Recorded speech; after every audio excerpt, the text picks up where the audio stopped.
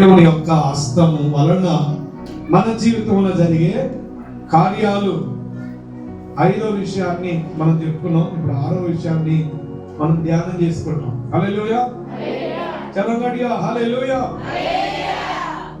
మొట్టమొదటిగా మనం చెప్పుకున్న మాట ఏంటంటే, దేవుని హస్తము ఈ సృష్టిని చేసింది, మన అవయవ నిర్మాణాన్ని చేసింది. చెప్పండి, ఈ సృష్టిని చేసింది, మన శరీరంలో ఉన్న అవయవాలన్నిటినీ ఆయనే నిర్మాణం చేసింది.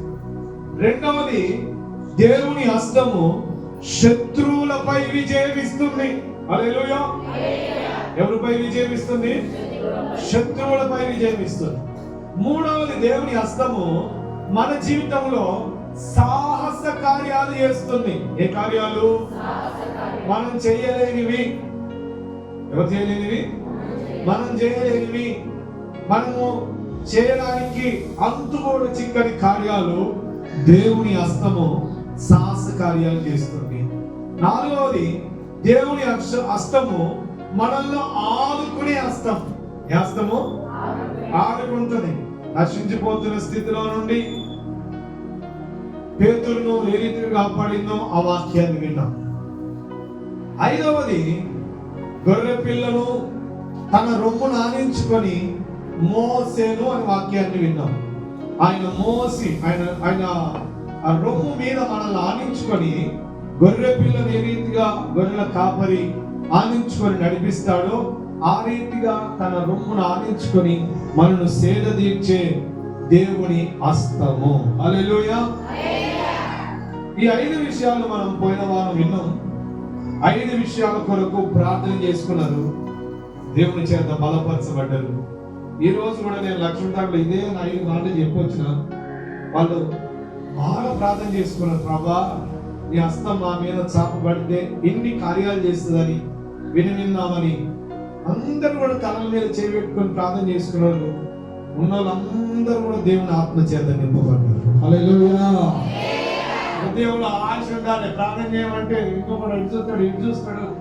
ప్రార్థన వాక్యం చెప్పిన తర్వాత ప్రార్థన చేసుకునే టయానికే బయటికి వెళ్ళిపోయి ముచ్చట్లు పెడతా ఉంటారు. ఇట్లాంటివి చేయొద్దు, దేవుని వాక్యానికి విరుద్ధం. ఫోన్లు వచ్చినా కూడా ఫోన్ స్విచ్ ఆఫ్ పెట్టుకోండి, సైలెంట్ లో పెట్టుకోండి.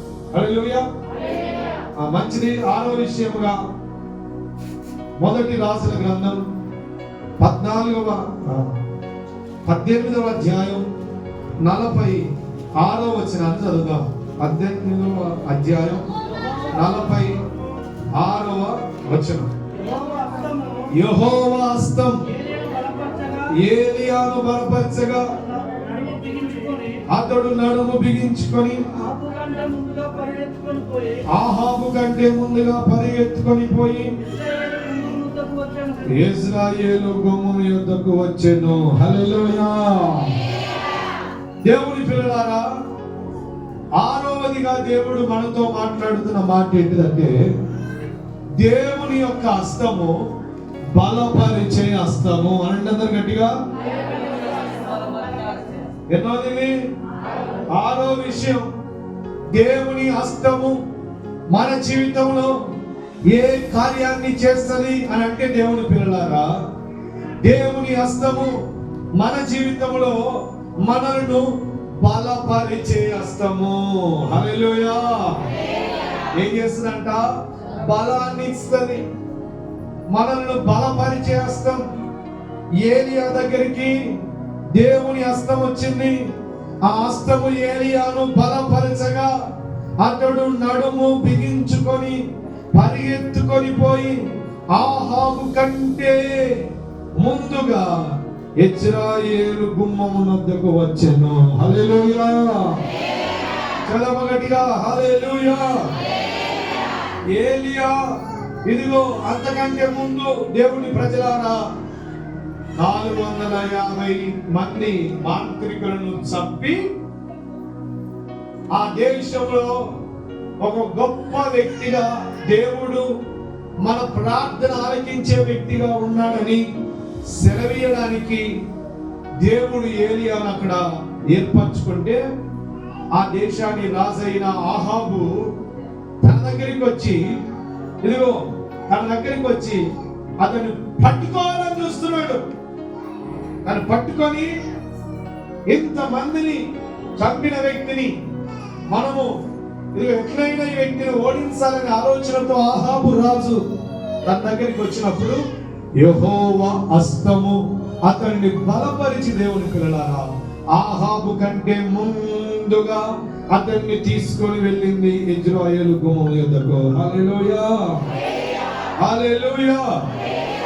ఈరోజు దేవుడు వాక్యం సెలవిస్తా ఉంది, బలహీనమైన సమయంలో చేరుకోవాల్సిన గమ్యం వరకు చేరుకోవడానికి శత్రువు నీకంటే ముందుగా ప్రయత్నాలు చేస్తూ ఇదిగో నీ జీవితాన్ని అనగదొక్కాలని చూస్తున్న పరిస్థితుల మధ్యలో ఉంటున్నప్పుడు దేవుడి హస్తము నిన్ను బలపరిచి, శత్రువు కంటే నిన్ను ఆటంకపరిచే వారి కంటే నిన్ను ముందుగా నడిపించి నిన్ను బలపరిచే ఆ కృపనివ్వబోతున్నాడు దేవుడు తన హస్తము ద్వారా. హల్లెలూయా, హల్లెలూయా. అందుకే ఆరోదిగా యెహోవా హస్తము ఏలియాను బలపరిచినట్టుగా దేవుని పిల్లలారా, మనందరినీ బలపరిచే హస్తము దేవుని హస్తం. ఆమేన్. చదవగలిగా రెండు చేతులు పైకెత్తి ఆమేన్, హల్లెలూయా. రెండవ దినవృత్తాంతముల గ్రంథం 16వ అధ్యాయం 9వ వచనాన్ని చదువుదాం. చూడండి, వాక్యముల నుండి రెండవ దినవృత్తాంతముల గ్రంథం 16వ అధ్యాయం 9వ వచనాన్ని చదువుదాం.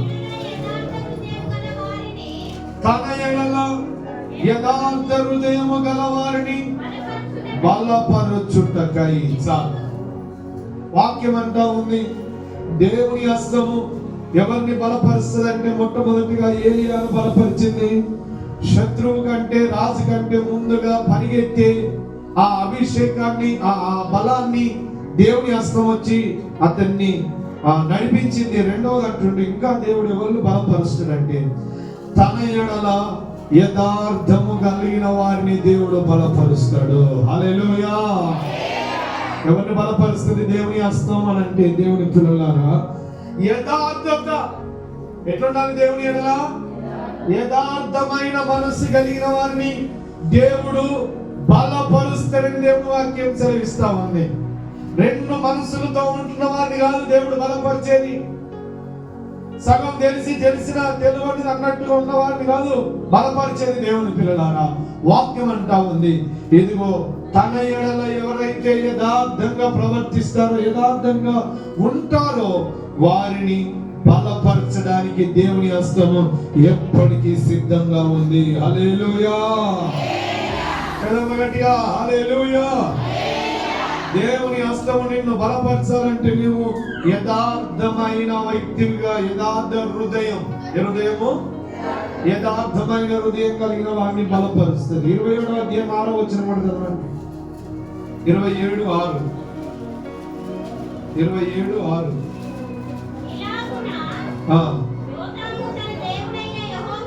ఈలాగున యోధాము తన దేవుడైన యెహోవా దృష్టికి యథార్థంగా ప్రవర్తించి బలపరచబడెను. హల్లెలూయా.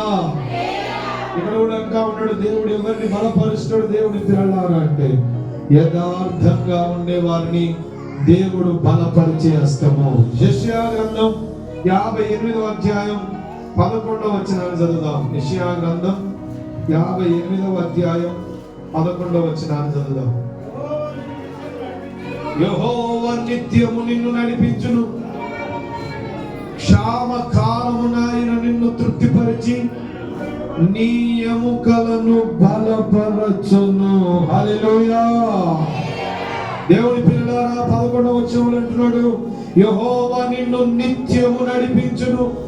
క్షామ కాలం అంటే కరువు కాలములో ఆయన నిన్ను తృప్తిపరచి నీ ఎముకలకు బలాన్ని ఇచ్చే హస్తము యేసయ్య హస్తము. గట్టిగా చప్పట్లు కొట్టి దేవుని గణపరుస్తామా? హల్లెలూయా, హల్లెలూయా.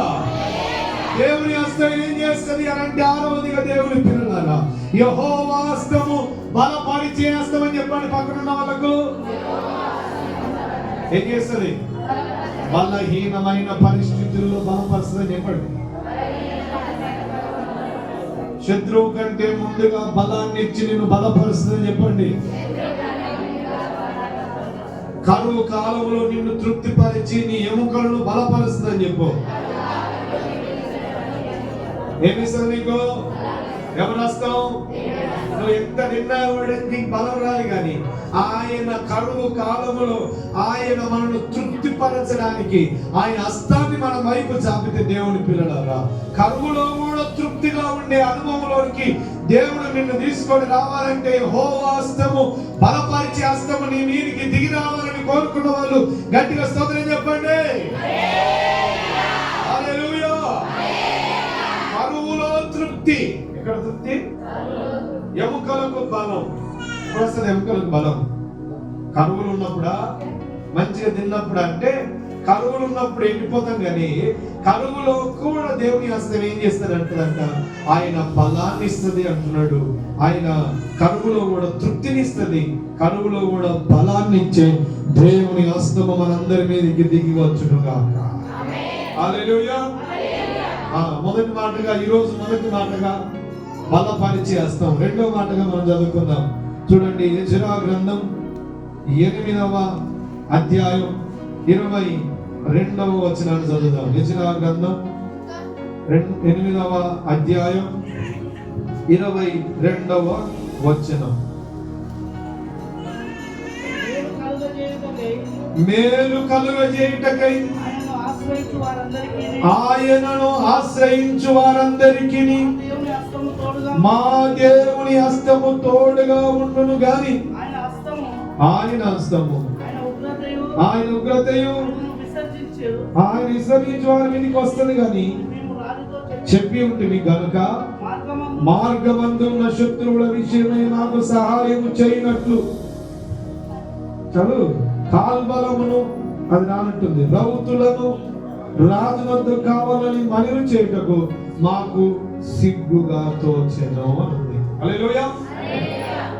రెండో మాట ఈరోజు ఏంటిదంటే తోడై ఉండే హస్తము. ఫస్ట్ది బలపరిచే హస్తము, రెండవది ఒకటి ఏమమ్మా? ఏ హస్తము? యేసయ్య హస్తము. చదవ గట్టిగా. హల్లెలూయా. తోడై ఉండే హస్తం అనండి గట్టిగా. ఇక్కడ చదవబడిన మాటల్లో ఏముందంటే ఎజ్రా, నెహెమియా, ఇంకా కొంతమంది ప్రజలు, ఇంకా కొంతమంది యూదులు యెరూషలేముకు వచ్చి దేవుని యొక్క మందిరపు గోడలను కట్టడానికి, ఏం కట్టడానికి అమ్మా?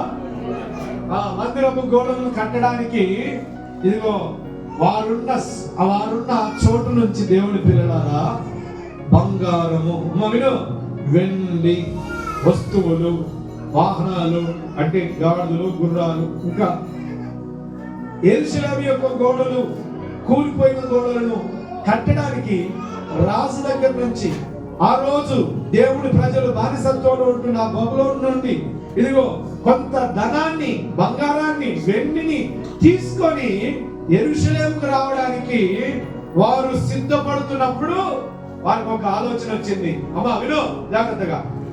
ఇప్పుడు మనం వెండి తీసుకుపోతున్నాం, బంగారాన్ని తీసుకుపోతున్నాం, వస్తువులను తీసుకుపోతున్నాం. చెప్పు, ఏమి తీసుకుపోతున్నారు? ఎవరు? తాత, మేము తాత. ఎందుకు మనం ఎందుకు తీసుకుపోతున్నాం? నెహెమియా, ఎజ్రా, యూదులు కొంతమంది యెరూషలేము యొక్క గోడలను కట్టడానికి వారున్న దేశం నుండి యెరూషలేముకు వస్తున్నారు. ఎక్కడికి చెప్పండి అమ్మా? యెరూషలేముకు వస్తారు. యెరూషలేముకు వచ్చినప్పుడు వారితో పాటు బంగారం, వెండి, తర్వాత విలువైన వస్తువులు, తర్వాత కొంతమంది జనాలు వస్తారు. ఆ రోజుల్లో ఏముందంటే వాళ్ళకున్న బాధ ఏంటిదంటే దొంగల భయం. ఎవరి భయం?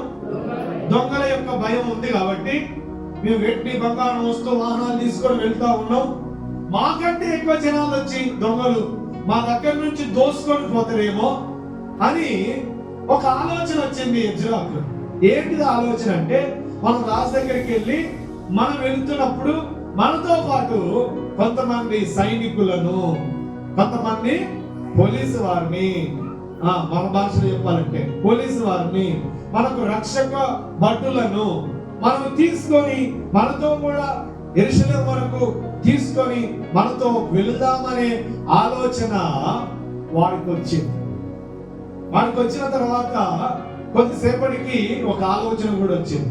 ఈ ఆలోచన వచ్చింది, ఇంకో ఆలోచన వచ్చింది. ఏంటంటే మనం పని చేస్తుంది ఎవరి కొరకు? మనం చేస్తుంది ఎవరి కొరకు? మనం మాట్లాడితే నీకు వచ్చేస్తుంది, లేకపోతే దిక్కులు రాదు. మనం చేస్తుంది ఎవరి పని కొరకు? నెహెమ్యా ఎజ్రా ఏ గోడలు కట్టడానికి వెళ్తా ఉన్నారు? పాడైపోయిన యెరూషలేము ప్రాకారాలను కట్టడానికి వెళ్తున్నారు. అక్కడ నుండి ఆ బౌల్లో నుండి కొంత సమాను బంగారం వెండి వస్తువులు తీసుకొని వస్తున్నప్పుడు మధ్యలో దొంగల భయం ఉంది కాబట్టి, బందిపోటు దొంగల భయం ఉంది కాబట్టి, మాకు కాపుదలగా రక్షక భటులను పెట్టమని ఆ రోజు రాజుని అడగడానికి వెళ్దామని అనే ఆలోచన వారికి వచ్చింది. కానీ ఇంకొక ఆలోచన ఏమొచ్చిందంటే, మేము మా దేవుని పని కొరకు వెళ్తున్నాం కాబట్టి దేవుని హస్తము మాకు తోడుగా ఉండి ఏ శత్రువు మా మీదికి రాకుండా మమ్మల్ని కాపాడుతాడని మేము రాజు దగ్గరికి వెళ్ళి సైన్యాన్ని పంపమని అడగడానికి మాకు సిగ్గయింది అని మా దేవుడు మాకున్న తర్వాత ఈ మనుషుల యొక్క కాపుదల మాకు అవసరం లేదు, మా దేవుని హస్తం మాకు తోడుగా ఉందని దేవుణ్ణి స్తుతిస్తున్నారు. గట్టిగా చప్పట్లు కొడుతూ అందమైన హల్లెలూయా హల్లెలూయా. అందుకే ఇక్కడ రాస్తా ఉన్నారు, ఇదిగో మాకు సైన్యంతో పని లేదు కానీ, సైన్యము యొక్క బలం మాకు పని లేదు కానీ దేవుని పిల్లలారా, ఇదిగో దేవుడి తోడయ్యుండే హస్తము మాకు ఉంది కాబట్టి ఏ బందిపోటు దొంగ మా మీదికి రాడు, మా వస్తువులను మా వాహనాలను దోచుకోడు. ఎందుకంటే దేవుని హస్తము మాకు తోడుగా ఉంది. అన్నవాళ్ళు కనిపిస్తుంది. హల్లెలూయా. దేవుని హస్తం తోడుగా ఉంది. ఎంతమందికి ఉంది దేవుని హస్తం తోడుగా ఉందని ధైర్యం కావాలి? హల్లెలూయా. వాళ్ళు అంటా ఉన్నారు, మాకు సిగ్గయింది రాజు దగ్గర సైనికులను అడగడానికి. నేను పోతుందేమో దేవుని పనికి దేవుడు తోడుండడా?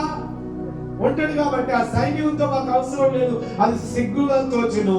దేవుడు మాకు తోడయ్యుండి మా ప్రయాణాన్ని సుఖవంతంగా చేసిందని దేవుణ్ణి స్తుతిస్తున్నారు, దేవుడి తోడును బట్టి. హల్లెలూయా. అందుకే దేవుని పిల్లలు ఈ రోజు గుర్తుపెట్టుకోండి, దేవుని హస్తం నీకు తోడుగా ఉంది కాబట్టి నువ్వు ఎక్కడికి వెళ్ళినా క్షేమంగా నువ్వు ఇంటికి తిరిగి వస్తున్నావు. హల్లెలూయా. చదవ గట్టిగా హల్లెలూయా. చదివేమని చెప్పు గట్టిగా హల్లెలూయా. దేవుని హస్తం మనకు తోడుగా ఉంది, కాపుదలను ఇస్తుంది కాబట్టి దేవుని పిల్లలారా మనం ఎక్కడికి వెళ్ళినా క్షేమంగా వస్తున్నాము. కానీ ప్రజలను, లోకస్తులను చూడండి, వారు దేవుని దగ్గరికి వెళ్తున్నారు, చచ్చిపోయి వస్తున్నారు. కానీ మనం అన్ని చోట్లకి వెళ్తున్నాము, మనం మాత్రం రక్షించబడి వస్తున్నాం అంటే ఆయన హస్తము మనకందరికి తోడై ఉంది, కాపాడుతుంది. హల్లెలూయా హల్లెలూయా. ఆయన తోడుండి మనల్ని కాపాడుతుంది దేవుని హస్తం. అందుకే ఇక్కడ చదవబడిన మాటల్లో మా దేవుని హస్తం మాకు తోడుగా ఉన్నది కాబట్టి మేము మా ప్రయాణాన్ని సుఖవంతంగా చేసుకున్నాము. మా ప్రయాణంలో మాకెవరున్నారమ్మా? ఎవరున్నారు మా ప్రయాణంలో? ఈ ప్రయాణంలో తోడుగా ఉండి దేవుని హస్తం వచ్చింది ఆ దగ్గరికి. హల్లెలూయా. ఎవరి హస్తం వచ్చింది? దేవుని హస్తం దిగి వచ్చి వారికి అపాయంగా ఏ బందిపోటు దొంగ యొక్క కళ్ళలో పడకుండా దేవుని హస్తం తోడుగా. హల్లెలూయా. మనందరికీ తెలుసు, యోబు ఇంటి చుట్టూ దేవుడు ఏం కంచె చేసాడు చెప్పండి? అగ్ని కంచె చేసాడు. ఆయన తోడు ఉందని అర్థం. దావీదు ఎక్కడికి వెళ్ళినా విజయాన్ని పొందుతున్నాడు.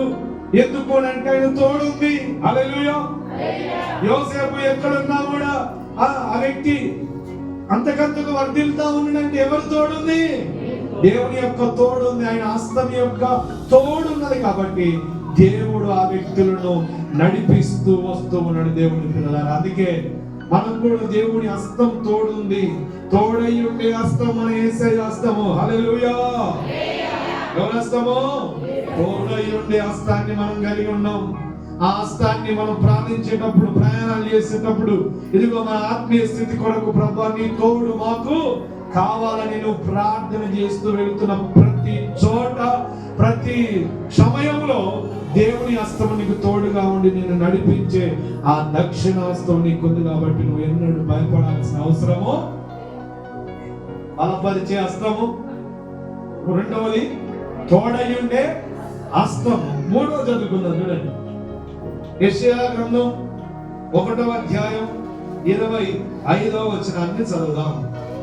యెషయా గ్రంథం 1వ అధ్యాయం 25వ వచనం. నా హస్తము నీ మీద పెట్టి క్షౌరము చేసి అమ్మా నీ మస్టును నిర్మూలము చేసి నీలో కలిసిన తరంగమంతా తీసివేసేదను. హల్లెలూయా, హల్లెలూయా. మూడవది దేవుడు వాక్యం ఏంటంటే, మనలో ఉన్న పాపం, మస్ట్ అంటే పాపాన్ని తీసేసి మనలో కలిసి ఉన్న తరంగమును దేవుడు తీసేసే హస్తము దేవుని హస్తము. హల్లెలూయా. ఒక రకంగా చెప్పాలంటే మనలో ఉన్న మురికి చెత్తను వేరు చేసి మనలను శుద్ధి చేసే దేవుని హస్తం. హల్లెలూయా. నిన్ను శుద్ధి చేస్తుంది ఈ రోజు ఎవరి హస్తం అంటే ఆయన హస్తం మన తల మీద పెట్టి మనలో ఉన్న మస్టు, మనలో కలిసి ఉన్న, మనలో మట్టి కలిసి ఉందట. నీ మస్టును నిర్మూలన చేసి నీలో కలిసిన తరంగమంతా అంటే నీ చెత్త, నీ చెదారం, నీలో ఉంటున్న దోష, పాపము, తర్వాత తరంగము అవంతా కూడా తీసివేసే హస్తము నీ మీద పెట్టి నిన్ను శుద్ధునిగా చేసే హస్తము. హల్లెలూయా. మూడోది ఏంటంటే శుద్ధునిగా చేసే హస్తము. చెప్పండి గట్టిగా. ఎట్లా చేస్తుంది? నిన్ను శుద్ధి చేస్తుంది. నీలో మస్ట్ తొలగించేస్తుంది, నీలో ఉన్న తరంగాన్ని తొలగించేస్తుంది. నీలో ఏదైతే దేవునికి విరుద్ధంగా కలిసి ఉందో ఆ కలిసినవన్నింటినీ దేవుడు తొలగించేస్తాడు. హల్లెలూయా. అందుకే ఒక చోట దేవుడు అంటాడు, నేను నిన్ను పుటం వేస్తిని. ఏం విషయంలో? తలకాయ పైకి చెప్పు. ఏం వేసిండంట? అగ్నిలో పుటం వేసిండంట. కొంతమంది అగ్నిలో పుటం వేయడానికి కారణం ఏమై ఉంది అని అంటే, దేవుని పిల్లారా, దేవుని వాక్యం మూడవదిగా దేవుని హస్తము మనలో ఉన్న మస్టును, దేవుని హస్తము మనలో ఉన్న తరంగాన్ని తీసివేసే హస్తం. ఇంకో చోట ఏముందంటే ఆయన ఇబ్బంది కొలిమిలో నిన్ను పెట్టిండు అనే మాట ఉంది. ఇంకో చోట ఏముందంటే, ఇదిగో దేవుని పిల్లలారా, నీలో ఉన్న ఆ మస్టును అనగా నిన్ను పుటం వేసి, ఆ పుటం ఎందుకు వేస్తున్నాడు దేవుడు అని అంటే, దేవుని పిల్లలారా వాక్యం అంటుంది శుద్ధి చేసి హస్తం వేసే హస్తం. ఏ హస్తము? ఈ శుద్ధి చేసే హస్తం ఏం చేస్తుంది అని అంటే, దేవుని పిల్లలారా, మనలను ఆయన పని కొరకు, తర్వాత మనము ఆయన నిత్య రాజ్యములో ఉండడానికి మనలో ఉంటున్న చేదైన వేరు, మస్టు, తరంగాన్ని తీసివేసే హస్తము యేసయ్య హస్తము. హల్లెలూయా, హల్లెలూయా. చెడమలటిగా హల్లెలూయా. కొంతమందిని కావాల్సుకునే దేవుడు పుటంలో వేస్తా ఉన్నాడు. ఎందుకంటే ఆ పుటం వేసిన తర్వాత అది శుద్ధ సువర్ణంగా మార్చబడుతుందని యోగ గ్రంథంలో కూడా ఉంది. శోధింపబడిన తర్వాత మనం ఏం చేయబడతాము? సువర్ణంగా మార్చబడతాం. సువర్ణంగా మార్చే హస్తం, మస్టును తొలగించే హస్తం. ఇబ్బంది కొలిమిలో పెడుతున్నాడు కొన్నిసార్లు మనలను. ఎందుకు అంటే నీలో ఉన్న మస్టు తరంగాన్ని తీసేసి నిన్ను చూడాలనుకుంటున్న ఉద్దేశం, దేవునికి ఉన్న ఉద్దేశం ఏంటో తెలుసా? నిన్ను పరిశుద్ధంగా చూడాలనేదే దేవుని యొక్క ఉద్దేశం. హల్లెలూయా. ఎట్లా చూడాలనుకుంటున్నా నేను దేవుని బిడ్డ? చెప్పండి. ఇక్కడ ఉన్న వాళ్ళందరినీ కూడా దేవుడు పరిశుద్ధంగా చూడాలని మనలో ఉన్న మస్టును తరంగాన్ని తీసివేసి ఇబ్బంది కొలిమిలో కొంతమందిని పెట్టేస్తున్నాడు. కొంతమందిని బంగారం పుటం వేసినట్టు వేసి శ్రమలనే కొలిమిలో, ఇబ్బందిని కొలిమిలో బంగారాన్ని పుటం వేసి దాంట్లో ఉంటున్న మట్టిని, రాగిని శుద్ధి వేరు చేసి స్వచ్ఛమైన 22 క్యారెట్ బంగారం లాగా నిన్ను చేసి, ఇదిగో నిన్ను తన రాజ్యంలో చేర్చుకోవడానికి తన హస్తము నీలో ఉన్న మస్టును తొలగించి నిన్ను బాగు చేయడానికి దేవుని హస్తము ప్రతిసారి నీ మీదికి వచ్చి నిన్ను శుద్ధి చేస్తుంది. హల్లెలూయా, హల్లెలూయా. ఆయన శుద్ధి చేస్తున్నాడు కాబట్టి మనం సువర్ణంగా మార్చబడి ఆయన రాజ్యంలో ఆయన రాజ్యాన్ని పొందుకోవడానికి అర్హమైన పాత్ర. ఏ పాత్ర? అర్హత కలిగిన పాత్రగా దేవుడు మనల్ని సిద్ధపరుస్తున్నాడు. మలాకి గ్రంథం దేవుడు ఒకసారి, మలాకి 3:3. 3వ వచనం.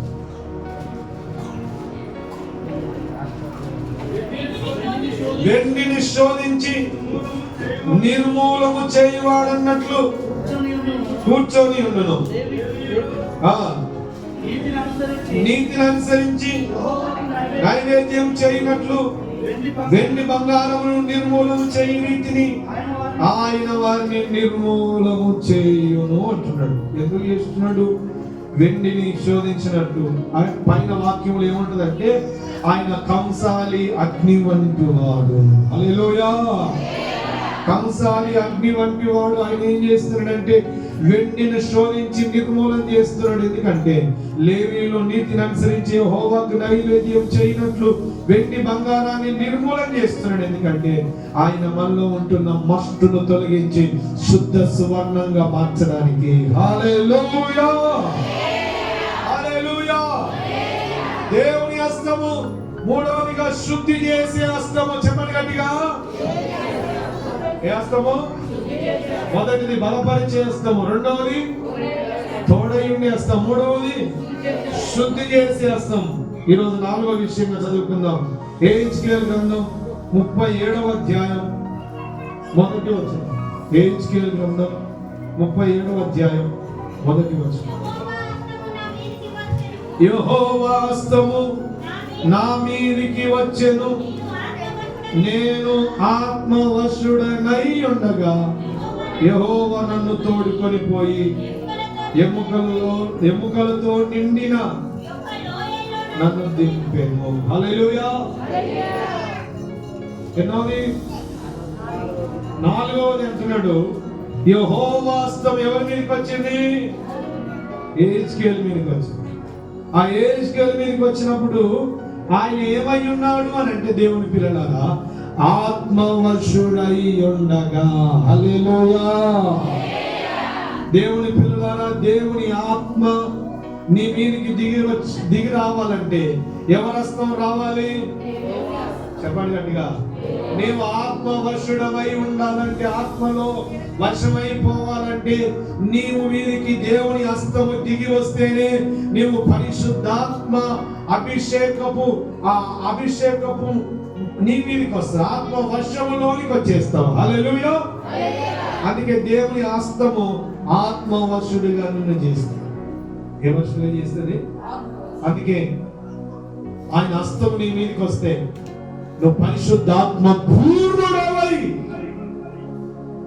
దేవుని ఆత్మ చేత నింపబడి ఈ వ్యక్తిని హెజ్కేలు ఒక లోయలోకి తీసుకొని వెళ్తున్నాడు.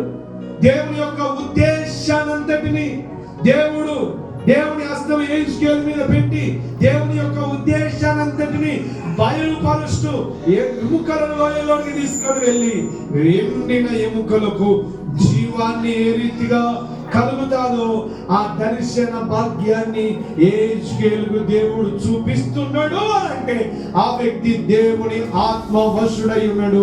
ఆత్మవశుడు కావడానికి అతని మీదకి దేవుని హస్తము దిగి వచ్చింది. హల్లెలూయా, హల్లెలూయా.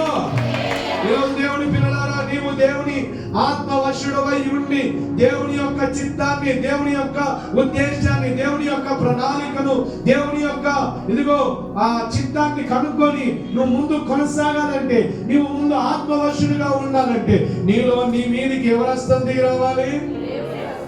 చెప్పండమ్మా. ఎవరి హస్తం పెట్టబడాలి? దేవుని హస్తం నీ మీదికి దిగి వస్తే నువ్వు ఆత్మవశుడవైతావు. హల్లెలూయా. పరిశుద్ధాత్మ పూర్ణుడవైతావు. హల్లెలూయా. దేవుని శక్తిని పొందిన వాడవై, దేవుని యొక్క ఉద్దేశము నెరవేర్చబడిన వాడవై నువ్వు దేవుణ్ణి స్తుతిస్తావు. అందుకే అపోస్తల కార్యం 8:39 కూడా ఒక చోటికి ఫిలిప్పును తీసుకొని పోవడానికి ఆత్మ అతన్ని కొనిపోయాను అని ఉంటుంది. చూడండి, అపోస్తల కార్యం 8:39 వచనం. వెలువడి వచ్చినప్పుడు ప్రభు ఆత్మ ఫిలిప్పును కొనిపోయాను. చాలు, వాక్యం అంతా ఉంది. నపుంసకుడైన ఒక వ్యక్తికి బాప్తిసం ఇవ్వడానికి ఫిలిప్పు వెళితే యొక్క ఆత్మ ఆ చోటు నుంచి ఇంకో చోటుకు నడిపించడానికి పిలుపును కొనిపోయేను అని ఉంది. హల్లెలూయా. దేవుని పిల్లలారా, 4వదిగా మనం ఈరోజు చదువుకుంటున్న మాట, ఆత్మవశుడవై నువ్వు పరిశుద్ధాత్మ పూర్ణుడవై ఉండాలంటే నీ మీదకి దేవుని హస్తం దిగిరా. హల్లెలూయా. ఎవరి హస్తం కావాలి? దేవుని హస్తం నీ మీదకి దిగి వస్తే నువ్వు ఆత్మ పూర్ణుడవై, ఇదిగో 120 మంది కూడా ఆ మేడ గదిలో ఉండి దేవుణ్ణి స్తుతిస్తున్నప్పుడు వారందరి మీదకి ఒక బలమైన గాలి వీసింది. ఆ బలమైన గాలి వీచడానికి ఆయన తన దక్షిణ హస్తము చాపి ఇదిగో బలమైన గాలి విసురునట్లుగా చేసి ఇదిగో వారందరూ కూడా ఆత్మపూర్ణులైన ఆ రోజు నుంచి ఇదిగో ఏ ఒక్క రోజు కూడా పిరికి ఆత్మ కలిగిన వారై ఉండకుండా లోకములోను ఇదిగో భూమిని తలక్రిందులుగా చేయవారిగా దేవుడు తన ఆత్మ వారిని సిద్ధపరిచి లోకములోనికి పంపింది, ధైర్యంగా నిలిపింది. హల్లెలూయా. ఈరోజు నీవు కూడా దేవుని పిల్లలారా, మనం ఆత్మవశులమై ఉండాలంటే ఆయన హస్తం దిగి రావాలి. ఆత్మవశులమై ఉంటే మన జీవితంలో జరిగే ఈనాటి ఈ కాలంలో మనం ఏం చేయగలుగుతాం? ఏంటిది లాభం ఆత్మవశులమైతే అంటే శరీరాశను, నేత్రాశను, జీవపు డమ్మాన్ని జయించి, లోకాశలను జయించి, ఇదిగో ఎన్ని శ్రమలు కష్టాలు వచ్చినా ఇదిగో దేవుని సన్నిధిలో స్థిరమైన వారుగా ఉండాలంటే నీ మీదికి దేవుని ఆత్మ రావాలి. నీవు ఆత్మవశంలోనికి వెళ్ళాలంటే ఆయన హస్తాన్ని నువ్వు కోరుకోవాలి. హల్లెలూయా. ప్రభాని హస్తాన్ని నా మీద ఉంచి నన్ను ఆత్మవశుడిగా చేసి ఆ రోజు ఫిలిప్పును నీ పని కొరకు సిద్ధపరిచినావు. ఏజ్కేలును ప్రభా అతన్ని దర్శించి నీ చిత్తాన్ని బయలుపరిచినావు. ఇదిగో ఆదిమ అపోస్తలులను నీ ఆత్మతో నింపి వారిని పిరికి వారుగా కాకుండా లోకములో గనులైన వ్యక్తులుగా నిలబెట్టి నీ కొరకు స్థిరపరుచుకున్నావు. ప్రభా నీ ఆత్మ వశుడుగా నేను ఉండడానికి నీ హస్తము నా మీద కావాలన్న వాళ్ళు దేవునికి స్తోత్రం చెప్తారు. ఎంతమంది మీద కావాలి? కావాలా? అడగాలి మరి దేవుడు. ప్రభా నేను ఆత్మవశుడై ఉండాలంటే నీ చెయ్యి ఎడుండాలి? ఆయన చెయ్యి మనకి ఎక్కడ ఉండాలి? తల మీదకి. ఆయన మన హస్తము మన మీదకి వస్తే చాలు. ఆయన హస్తం వచ్చేసి ఇట్లా తాపితే చాలు. హల్లెలూయా. మనందరం దేవుని ఆత్మ చేత నింపుతాం. అప్పుడు శరీరాశను జయిస్తాం, లోకాశలు జయిస్తాం, శ్రమలను జయిస్తాం. దేవుని కొరకు చివరి వరకు స్థిర విశ్వాసాన్ని కలిగి ఉంటాం. ఆ ఆత్మ సహాయము లేకపోతే దేవుని పిల్లలారా మనం పడిపోతాం. కానీ ఆత్మ మనందరిలో పనిచేస్తుంది. కానీ ఆత్మ, దేవుని ఆత్మ మనలో కూడా ఉజ్జీవింపజేయనట్లు ఆయన అడిగి ఆ ఆత్మను పొందే వ్యక్తులముగా ఉండాలి. 4వది చివరిగా 5వ వాక్యాన్ని మనం చదువుకొని ముగించుకుందాం. యోహాను సువార్త 9వ అధ్యాయం 5వ వచనం. యోహాను సువార్త 9వ అధ్యాయం 5వ వచనం, 6వ వచనం. నేను ఈ లోకంలో ఉన్నప్పుడు లోకమునకు వెలుగై ఉన్నానని చెప్పాను. ఆయన ఇట్లా చెప్పి నేల మీద ఉమ్మి వేసి ఉమ్ముతో బురద వేసి వాని కన్నుల మీద బురద పూసి చాలు. ఇక్కడ పుట్టుకుని వారిని దేవుని హస్తము స్వస్థపరుస్తుంది. హల్లెలూయా. 5వది స్వస్థపరిచే హస్తం. పక్కన చెప్పండి, హస్తము. నీకు ఏ రోగం ఉందో, రోగం ఉన్న చోట నీ చేయి పెట్టుకుంటే ఆయన చేయి వచ్చి నిన్ను తాకుతుంది. హల్లెలూయా. ఆయన హస్తము స్వస్థపరిచే హస్తం. హల్లెలూయా. చదవగట్టిగా, ఏ హస్తము? ఆ పుట్టుకుట్టి వారికి బురద భూమి వేసి బురద చేసి ఆ బురదను యేసు ప్రభువే తన కన్నులకు రాసి కడుక్కో, నువ్వు కడుక్కుంటే స్వస్థతను అందుతావంటే వెళ్ళి కడుక్కున్నాడు, స్వస్థతను అందుకో. అందుకే ఆయన హస్తము స్వస్థపరిచే హస్తము. హల్లెలూయా. అది ఎట్టి వ్యాధైన నీ విశ్వాస సహితమైన ప్రార్థనతో నువ్వు ఈరోజు ప్రార్థన చేస్తే ఆయన హస్తము నీ మీదకి చాపబడుతుంది. ఆయన హస్తము నిన్ను స్వస్థపరుస్తుంది. హల్లెలూయా. విశ్వాస సహితమైన ప్రార్థన కావాలి. ఏ ప్రార్థన కావాలి? నీ రోగం పోవాలంటే, నువ్వు స్వస్థతను ఉండాలంటే విశ్వాస సహితమైన ప్రార్థన నిన్ను స్వస్థపరుస్తుంది. హల్లెలూయా. ఎట్లా స్వస్థపరుస్తుంది అంటే ఆయన హస్తం వస్తుంది నీ మీదికి. ఎవరి హస్తం వస్తుంది? దేవుని హస్తం వచ్చి నిన్ను తాకుతాడు.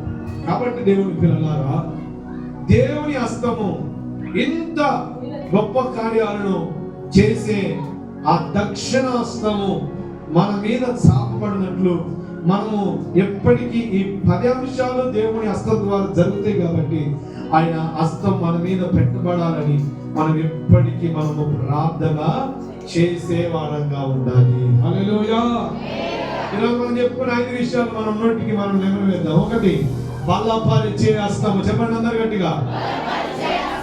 2, తోడై ఉండే హస్తం. 3, మిమ్మల్ని శుద్ధి చేసే హస్తము. 4, ఆత్మవశుడుగా చేసే హస్తము. 5, స్వస్థపరిచే హస్తం. ఈ మనం ముందు చెప్పుకున్న మాటల్లో, పోయిన వారం చెప్పుకున్న మాటల్లో ఆయన మనల్ని సృష్టించిన హస్తము, శత్రువుల మీద విజయం ఇచ్చే హస్తము, 3, సాహస కార్యాలు చేసే హస్తము, ఆదుకునే హస్తము, రొమ్మున ఆనించుకొని మోసే హస్తం. ఎన్ని ఆశీర్వాదాలు దేవుని యొక్క దక్షిణ హస్తం ద్వారా చేయబడుతున్నాయి. హల్లెలూయా. ఆయన నోటి ద్వారా చేసే కార్యాలు వేరు, ఆయన చేతుల ద్వారా చేసే కార్యాలు వేరు, ఆయన గద్దిస్తే జరిగే కార్యాలు వేరు, ఆయన నిలుచుంటే జరిగే కార్యాలు వేరు, ఆయన చూస్తే జరిగే కార్యాలు వేరు. కాబట్టి దేవుని పిల్లల ఈ రోజు మనం ఆయనను కోరుకున్నాం. పోయిన వారం 5 విషయాలు పక్కన పెడితే ఈ రోజు బలపరిచే హస్తం. నువ్వు ఏ విషయంలో బలహీనుడిగా ఉన్నావో, ఏ ఆత్మ సంబంధంగా శరీర సంబంధంగా బలహీనుడిగా ఉన్నావేమో, బలపరిచే హస్తాన్ని నీ మీదకి కావాలని మనం అందరం మోకరించి ప్రార్థన చేద్దాం. దేవుడి మాట దీవించును గాక. ఆమేన్.